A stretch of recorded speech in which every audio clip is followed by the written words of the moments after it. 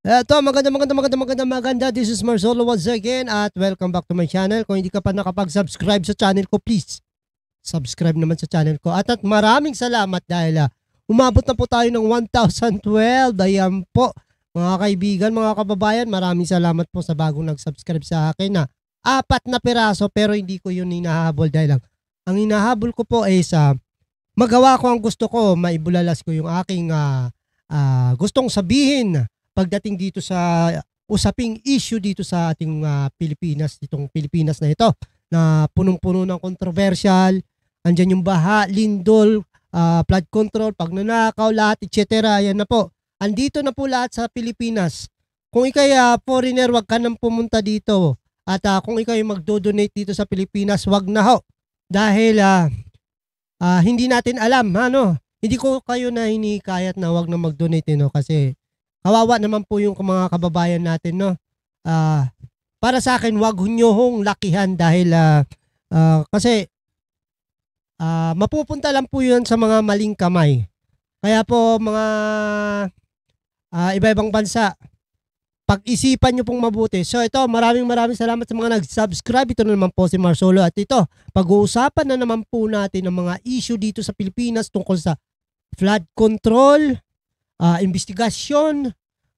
Magko-comment po tayo. Kung gusto nyo mag-comment, mag-comment kayo sa comment section dito sa itong channel na ito dahil mahalaga po na pag-usapan po natin itong mga issue na ito na nagdudulot sa mga mamayang Pilipino ng kalituhan na imbis na tumulong sa mga nasalanta ng Bagyo Lindol. Anong ginagawa? Ito, nagpapa-press briefing po sila na wala namang pakinabang, wala namang gastos lang, sa halip na itulong yung mga nagagastos sa mga ganitong activities. Ginagawa po nila magparatang na lang. Sige. Eto, mayroon akong papanood sa inyo, tungkol to sa flood control sa Cebu. Dolomite, ayan po. Tapos itong si Terry Kokey, ayan, siya po yung pangunahing investigator. Ayan. Pangunahing investigator na nagsusulong po na layunin na imbestigahan po yung Dolomite Beach kung nakapagdulot niya ba sa mga tao ng kasiyahan o nakinabang nga ba ang mga tao dito or hindi. So ito, panoorin po natin para na malinawan at magko-comment po tayo maya-maya lang pagkatapos niyo. No? So panoorin po natin. Maraming salamat sa pagpunta sa press briefing ngayong pong araw na ito. Para pag-usapan niya iba't ibang mga usapin. Yan po si Terry Kokey. Tinatawag nilang Kokey yan pero di ko alam apelyido nito. Terry Kokey na lang tawag natin, no?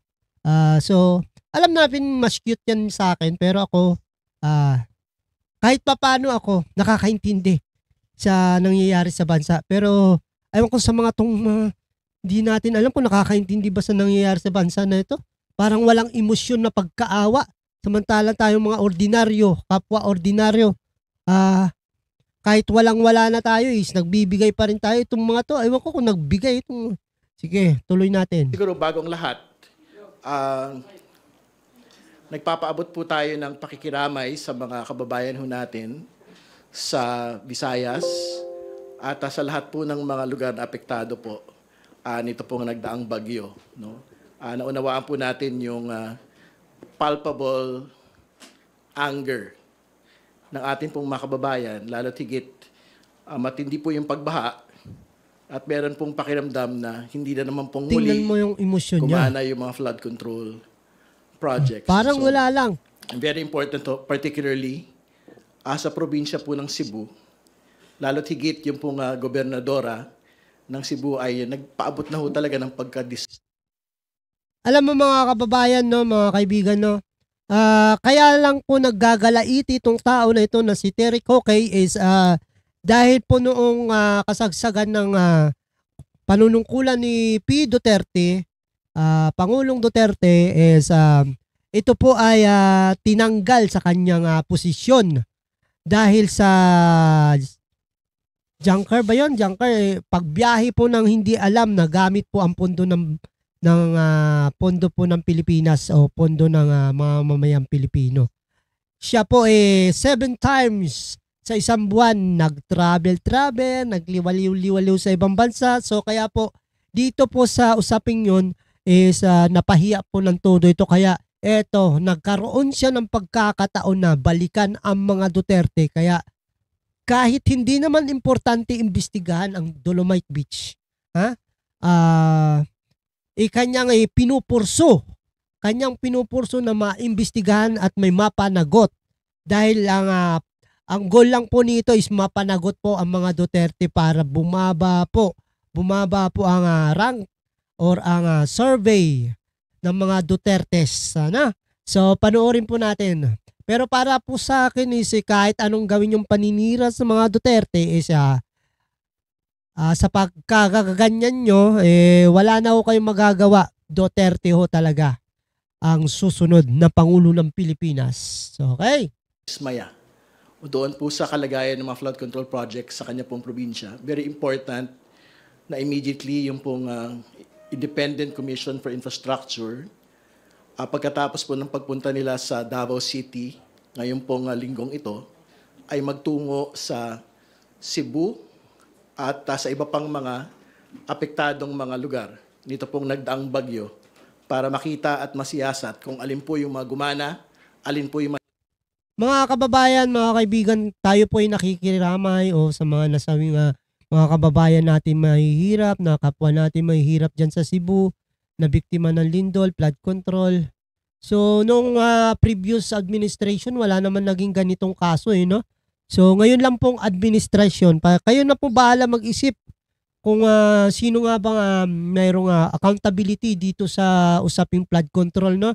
Dahil ang ginagawa po ng mga ibang mga tuta sa magbintang, no?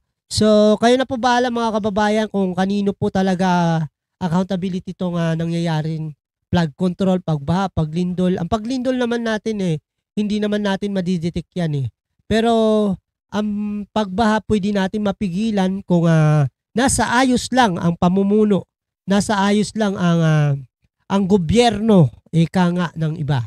Ang gobyerno kung hindi lang nagmamalabis na magkamal ng sariling pera o magkamal ng sarili nilang sasambahin, no? Magkamal ng sarili nilang alam mo na, dahil yung usaping flood control kasi ganito. Pero ang usaping flood control kasi is nagsimula lang yan nung may mabanggit ang mga testigo o may mabanggit na mga source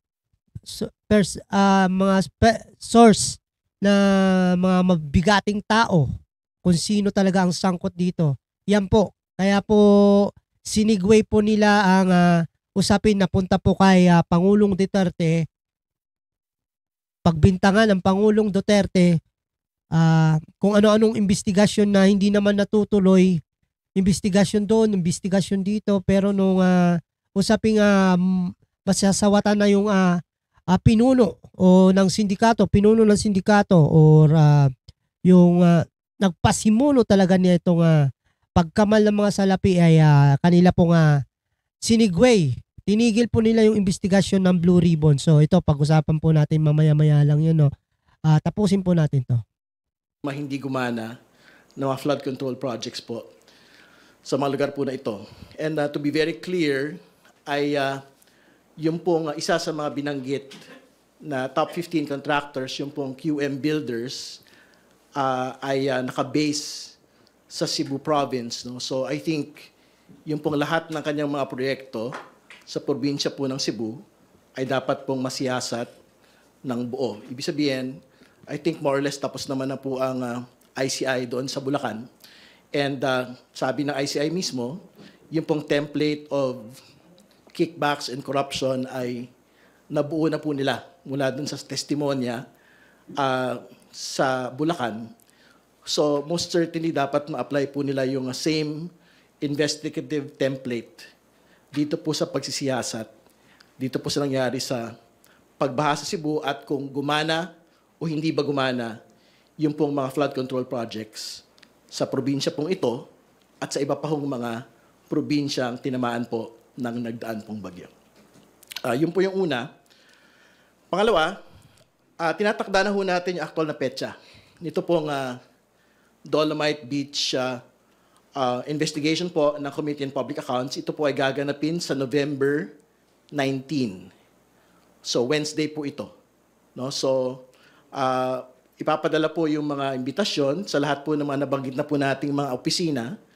I think magpapaabutin ho tayo ng imbitasyon sa Department of Budget and Management. No? Kung ano ho ba yung aktual na estado nito pong proyekto na ito. Kasi nakita ho namin yung ilan sa mga DPWH documents. Hindi ho namin mahanap kung nasaang line item. Yung pong Manila Bay Rehabilitation Program, kung ito po ba ay nasa DNR o ito po ba ay nasa DPWH or basically binigay ng DNR to DPWH for implementation. At ano yung taon na nailagay po itong proyekto pong ito sa atin pong national budget. Kasi yung pong DPWH document na hawak ko po ay 2019. So ibig sabihin, supposedly, nasa line item na po ng 2019 General Appropriations Act. Ito po Manila Bay Rehabilitation Beach Nourishment Project na 398 million yung pong approved budget cost. No? So, yun po yung mga kailangan natin malaman. Siyempre, in the same manner kung paano ho natin ipinatakbo yung House Infrastructure Committee hearing, gusto natin din po malaman kung ito po ba ay una, NEP-originated project, ito po ba ay HGAB project, o ito po ba ay BICAM insertion sa kung ano man pong fiscal year ng atin pong gobyerno, kung 2019 ba ito or 2020 ba ito. Gusto natin malaman kung ito po ba ay unprogrammed appropriation. So, I think yung best agency na makapagsabi po nito ay wala pong iba kundi yung DBM. So, we will also invite them aside from, syempre, yung pong DNR, DPWH, City of Manila, at yung pong MMDA. So, again, to recap, ang pag-uusapan po doon sa unang pagdinig, yung question po ng necessity ng Manila Bay Dolomite Beach Program. No? So, ibig sabihin, ang basic na tanong po dito ay, kinailangan ba talaga po itong pondohan? Kasi ang paliwanag po nila, dalawang bagay. Una, yung pong Supreme Court continuing mandamus for the rehabilitation of Manila Bay. No? Binabanggit po nila ito. Pero pagka tinignan ho natin yung pong laman ng Supreme Court mandamus, ang nakalagay po doon, very specific. Ang nakalagay po doon, preserve Manila Bay and improve the water quality. Ibig sabihin, pagandahin po yung kalidad ng tubig para makaligo yung pong mga tao. Yun po yung very precise requirement. At kailangan pong masagot doon po sa hearing po na ito kung yung po bang paglalatag ng 389 million na buhangin along the coast of Manila Bay ay makakatulong to preserve Manila Bay and secondly, more importantly, to improve the water quality of Manila Bay. So, yun po yung mga kailangan ho nating pag-usapan. Yun yung unang punto. Pangalawa, syempre ang kailangan sagutin po ng DNR, bakit ho ikinasa ang proyektong ito? So, ayan po mga kababayan, narinig nyo naman po si Terry Cokay, no? Ang sabi po niya is iimbestigahan niya po yung pag-implement ng paglilinis ng Dolomite Beach kung nasa appropriation pa, nasa insertion ba ito dahil napakalaking pondo po ang nailatag dito, halos 300 million pesos. So, ito nga ba'y napakinabangan ng mga tao o kinailangan niya ba ipalinis ito? Dahil sabi niya po is doon po sa mandato ng Supreme Court is nakasaad doon is linisin, rehabilitate, at kailangan pong malinis ang tubig, bumalik sa dati na pwedeng paliguan ng mga tao. So, ayan po, kaya ang ginawa nung Duterte administration, hindi po ba rehabilitate yung ginawa ng Duterte dahil binago niya po. Ano kaya ang gusto ng mga itong mga to na gusto lang nila manatiling mabaho? So ilang presidente na po ang nagdaan wala man lang naging improvement dito sa Manila Bay. Puro basura, basura, basura, basura, puro basura. Noong nag-Duterte, inayos, pinalinaw ang tubig, nagsibalikan yung mga isda, tapos inayos, pinasyalan na muli ang Manila Bay. Hindi katulad noon wala man lang ni dumaan, mag-jogging, wala. Dahil puro basura, mabaho ang naamoy nila. Pero ngayon, nagbaliktad, iimbestigahan daw nila kung kinailangan nga ba maglatag ng mga ganitong proyekto ang DPWH, DNR, bakit nilagyan ng buhangin. So, ayan po, iimbestigahan dahil, nga naman, malaking katanungan kung napakinabangan ba ng tao ang Dolomite Beach dahil, alam mo, sa totoo lang ako nagpunta dyan, oo, napakaganda po talaga ng Dolomite Beach. Napakaganda po dahil bumalik ang mga isda, malinaw ang tubig, nakakababa na tayo dun sa dati-rati hindi tayo nakakababa dun sa part na yun no? Ngayon nakakababa na tayo, nakakapag-selfie, yan po. So, kaya na po natin ipagmalaki sa ibang bansa na mayroon tayong ganito. Dolomite Beach na napakaganda, parang Boracay po. So, eto, mga killjoy naman ng mga to dahil hindi nga naman napakinabangan. Alam nyo anong hindi napakinabangan dito?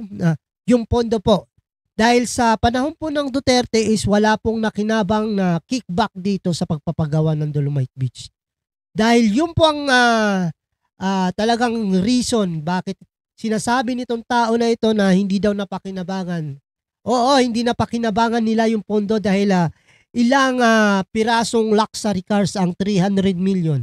Ilang pirasong luxury bag and shoes itong 300 million. Ilang pirasong private jet ang 300 million. So ito po, malinaw naman na pag-atake po sa mga Duterte ang ginagawa nito dahil kung inyong matatandaan, ito po ay tinanggal sa kanyang posisyon ni Pangulong Duterte dahil nagmamalabi sa kanyang posisyon. Unang buwan pa lang, travel agad 7 times sa iba-ibang bansa. So, sa tingin nyo po, maniniwala kayong mga kababayan sa mga pinagsasabi nito nga si Terry Kokay? Alam kong cute ka kaysa sa akin, pero tanggapin mo na dahil yun ang sinasabi ng iba na ganyan ang pangalan mo hindi lang, kamukha mo pa nga yun So, ayan po. Kung bakit doon sa Cebu ang bumaha, bakit sa Manila kayo nag-iimbestiga? Doon sa Cebu ang bumaha, sa Davao kayo nag-iimbestiga. Napakalayo naman. Anong koneksyon ng Davao at Cebu? Ang tubig ng Davao pumunta ng Cebu? Alal, hindi ba malinaw? Ang Davao po ay balwarte ng mga Duterte. Hindi ba malinaw na pag-atake talaga ito sa mga Duterte? Ikaw si Mayor Magalong, Baguio, halos malapit na sa Ilocos yan. Bakit hindi siya doon sa balwarte ng mga Marcos mag-imbestiga tungkol sa flood control? Kung mayroon niya ba? Kaya sabi naman to ni Ridon baka daw hindi gumana ang flood control project ng gobyerno. Paanong gagana ghost project nga? Ibig sabihin, wala talagang flood control. Kaya nagkanda baha. Nung panahon ni Duterte, nagkanda lindol, baha, gera. So may namatay ba? Walang namatay. Pero dito ang daming nawalan ng buhay dahil sa usaping flood control na hindi naman ginawa. Piruin mo, pinagmalaki pa, 5,000 daw ang flood control project at may ginagawa pa at malapit na matapos. Nung kinabukasan nagbagyo, binaha ang Bulacan. Ang daming nawalan ng kabuhayan. So ano nangyari? Baka daw binangga ng barko. Ay, naku naman. So, kayo na po mga kababayan, mga kaibigan, ang bahalang maghusga sa mga nangyayari. Dahil alam naman po natin na, di ba, gaya na nasabi ko noon na marami silang gagawin para pabagsakin ng mga Duterte. Kaya be aware, no? Be aware. Andyan yung rally, lindol, yung mga nangyayari na sa bayan para mapabagsak ng mga Duterte. Mayroon pa silang gagawin na mas matindi pa. Yan po ang aking nasasagap sa aking ESP. Ayan po. Mas matindi pa para pabagsakin po. At hindi lang matuloy si Inday BP Sara na maging Pangulo ng Pilipinas. Dahil alam naman po natin na mas exciting ang mangyayari pag si Inday Sara na ang naging Pangulo. Tandaan nyo po yan. Kung gusto nyo ngayon na-excite tayo dahil Duterte, pero mild lang yun. Pero pagdating po ng 2028 nanalo si Duterte, Sara, is mas exciting po ang mangyayari sa mga taong bumanat sa mga to. Pero alam naman natin si Inday Sara is makatao, makabayan, makakapwa-tao, maganda ugali. Hindi po niya gagawin yan. Pero paghandaan nyo mga kababayan, yung mga nangyari sa kanya, kung sino ang dyan, mayroon mga taong gaganti para kay Sara. So yun po malinaw. Pag-atake lang po sa mga Duterte ang ginagawa nitong mga to. Ikaw pa matinong tao is nasa Cebu ang baha, sa Davao ka mag-imbestiga. Nasa Cebu ang baha, sa Manila Dolomite ka mag-iimbestiga. Oo nga naman, dahil malaking pera po ang 300 million. Kung sana naman napunta sa ilan yan, di sana napakinabangan na mag-travel sa ibang bansa, bumili ng mga luxury cars, luxury things, tulad ng bag, shoes, at kung ano pa, watches, yan. Tapos, dahil alam nila sa sarili nila, nung panahon ng Duterte, is full fund ang nailatag dyan sa Dolomite. Walang kickbacks ang mga namuno dyan. Kaya hindi po nila matanggap na bakit ganon, kaya nag-iimbestiga sila. So ayan po mga kaibigan, marami pa ho. Sana itong darating na 16-17 is makakaroon ng malawakan rally dyan sa EDSA. Ayan po, sana dumalo po tayo mga kaibigan, dumalo po tayo dahil mahalaga po itong ginagawa natin na pagsama-sama sa rally. Pero alam naman natin na walang mangyayari dyan dahil matitigas po ang ulo ng mga nasa gobyerno natin, no? Babaliwalain lang nila yan. Hanggat walang nangyayaring yung matindi na babaliwalain lang talaga nila yan. Wala po. Pero ganun pa man, maraming salamat sa mga dumadalo dyan sa mga ganyang pagtitipon. At sana mapababa na natin. Dapat, ito lang nakarang rally, meron na rally yata itong mga kabataan or yung ibang grupo na pababain si BBM, wala man lang ginawang ganyan. Pababain ng mga taong sangkot sa flood project. Pero ang ginawa nila, si Sara isinali. Malinaw na si Sara wala naman talagang flood control project, no? Pero ang wala doon sa nais nilang pababain is si Romualdez. Ayan po. Kaya po, ayan, kung mapapansin nyo yung rally-rally na yan, makikita nyo yung placards na mukha. Nakaikis po si Remulla, Bongbong Marcos, BP Sara, ayan po. Pero si Romualdez wala. So malinaw po kung anong grupo po yan. Kayo na bahala mag-isip mga kababayan, mga kaibigan, no? So hanggang dito na lang po ang ating talakayan. Kung kayo po mag-comment lang po kayo sa section comment. Comment section. So maraming salamat po sa mga nag-subscribe at magandang umaga po. Ito na naman po si Marsolo at nagsasabing Babu! Yeah!